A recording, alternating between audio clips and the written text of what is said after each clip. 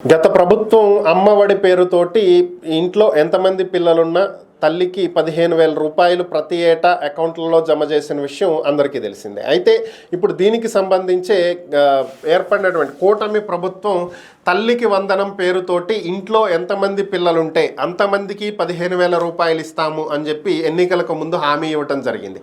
అయితే ఇటీవల దీని మీదే ఒక చర్చ కూడా జరిగింది. ఇంట్లో ఎంతమంది ఉంటే అంతమందికి ఇస్తామని ఎన్నికల హామీ ఇచ్చారని, కానీ అధికారంలోకి వచ్చిన తర్వాత ఒక్కరికి మాత్రమే అంటున్నారని చెప్పి వైసీపీ ఒక ఇష్యూని రైజ్ చేయటం జరిగింది. దీనికి టీడీపీ బదులిస్తూ అసలు ఇప్పటి వరకు దానికి సంబంధించినటువంటి మార్గదర్శకాలనే విడుదల చెయ్యలేదు అని చెప్పి స్పష్టం చేయటం జరిగింది.